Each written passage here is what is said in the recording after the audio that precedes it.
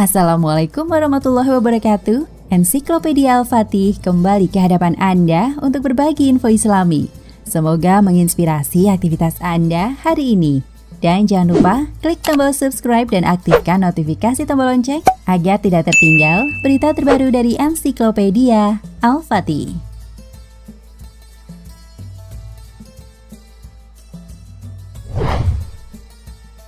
Salah satu kisah Nabi dalam sejarah Islam adalah kisah Nabi Idris yang naik ke langit. Idris merupakan salah satu Nabi yang kedudukannya bisa dibilang tinggi. Pasalnya, Nabi yang ceritanya dikisahkan setelah Nabi Adam tersebut merupakan sosok yang sangat cerdas. Nabi Idris juga merupakan salah satu dari sekian Nabi yang Rasulullah jumpai kala perjalanan beliau ke Sidratul Muntaha. Menurut Ibnu Ishaq, Nabi Idris merupakan orang pertama yang mulai menulis dengan pena, menjahit baju, dan memakainya. Pada zamannya, orang lain masih memakai kulit binatang, dan manusia pertama yang mengerti ilmu medis. Di antara kelebihan-kelebihan beliau, Nabi Idris juga memiliki satu kelebihan yang tidak dimiliki orang lain, yaitu Nabi Idris bersahabat dengan malaikat Israil.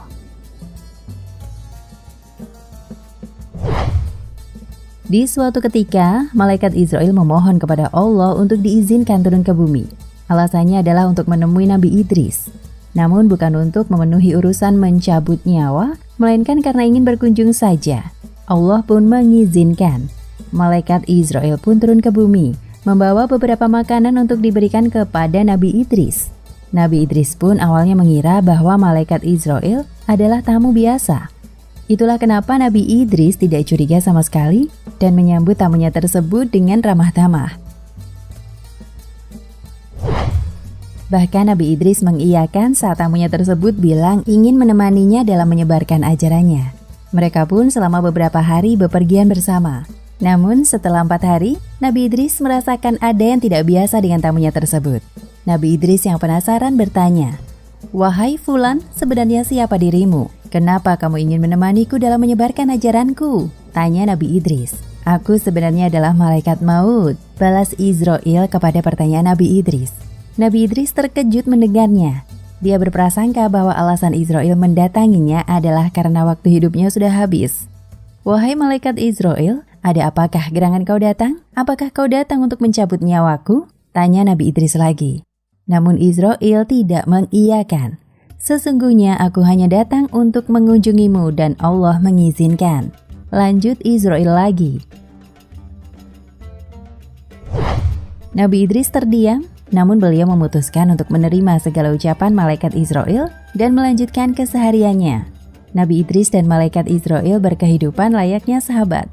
Terkadang mereka mengobrol dan membicarakan sesuatu, hingga pada suatu hari, Nabi Idris bertanya kepada malaikat Israil, "Wahai Israil, sudah sekian hari engkau bersama denganku. Apakah engkau juga menunaikan tugasmu dalam mencabut nyawa makhluk-makhluk di dunia ini?" Tanya Nabi Idris. Israil yang ditanya pun menjawab, "Wahai Idris, selama sekian hari ini aku bersama denganmu. Banyak sekali nyawa yang telah aku cabut.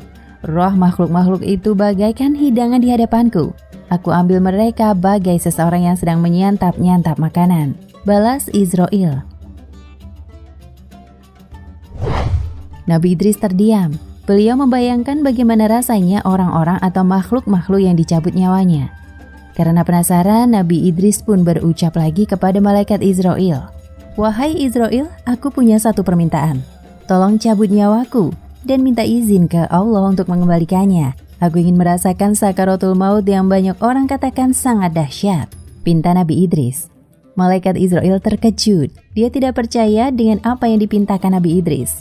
"Sesungguhnya aku tidaklah mencabut nyawa seseorang pun tanpa seizin Allah," balas Israil. Nabi Idris yang mendengarnya pun berdoa kepada Allah dan memohon atas permintaannya itu. Allah pun mengabulkan. Hingga pada akhirnya malaikat Israil mencabut nyawa Nabi Idris. Israil bahkan merasa iba saat melihat seseorang yang dia pertimbangkan sebagai sahabatnya tersebut kesakitan. Saat Nabi Idris sudah meninggal, Israil memohon kepada Allah untuk menghidupkannya kembali. Maka Allah menghidupkannya kembali.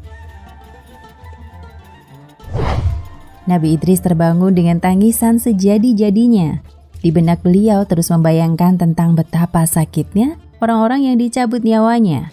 Dan karena beliau sudah merasakannya sendiri, beliau menjadi semakin sakit membayangkan manusia yang hidupnya sengsara, matinya pun sengsara pula. Hingga atas kejadian tersebut, beliau semakin gencar dalam menyebarkan ajarannya dan kebaikan antara satu sama lain.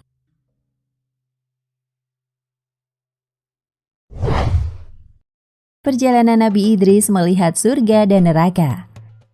Pada suatu hari, Nabi Idris dan malaikat Israil sedang beribadah bersama. Kala waktu tertentu, Nabi Idris mengajukan satu permintaan aneh lagi kepada malaikat Israil. "Wahai Israil, bisakah kau memperlihatkan surga dan neraka kepadaku?" tanya Nabi Idris.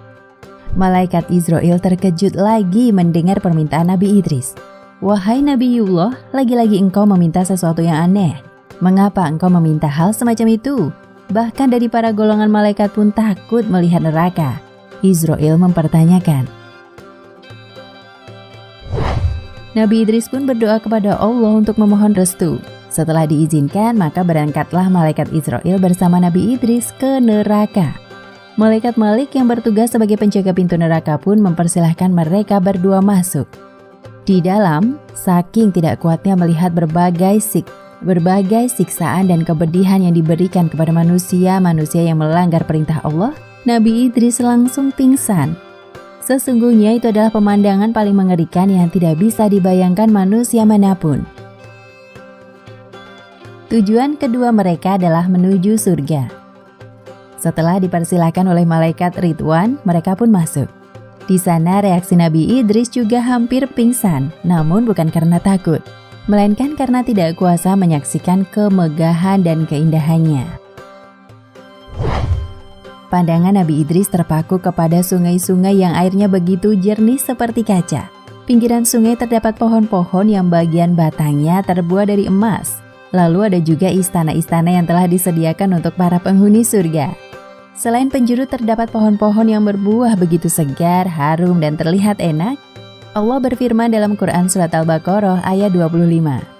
"Dan sampaikanlah berita gembira kepada mereka yang beriman dan berbuat baik, bahwa bagi mereka disediakan surga-surga yang mengalir sungai-sungai di dalamnya. Setiap mereka diberi rezeki buah-buahan dalam surga-surga itu. Mereka mengatakan, inilah yang pernah diberikan kepada kami dahulu.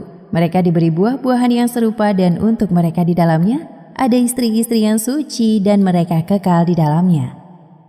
Quran Surat Al-Baqarah ayat 25.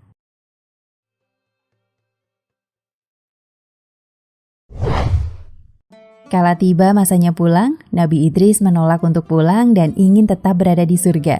Namun malaikat Israil meyakinkan dengan berucap, "Wahai Nabiullah, engkau boleh tinggal di sini setelah hari kiamat nanti, setelah semua amal ibadahmu dihisab oleh Allah. Saat itulah engkau bisa menghuni surga bersama para nabi dan orang beriman lainnya," ujar malaikat Israil.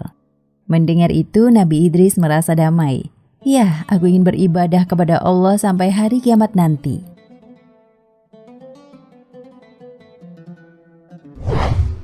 Sesungguhnya apa yang terjadi merupakan pengingat kita untuk lebih taat kepada Allah, dan setiap apa yang kita lakukan akan ada balasan yang setimpal, baik itu kebaikan maupun keburukan. Demikianlah kisah Nabi Idris yang naik ke langit dan persahabatannya dengan malaikat Israil. Semoga dapat menjadi pengingat kita dan menuntun kita ke jalan yang benar. Insya Allah. Wallahu a'lam bishawab. Pemirsa Ensiklopedia Al-Fatih, sampai di sini perjumpaan kita kali ini. Semoga menginspirasi.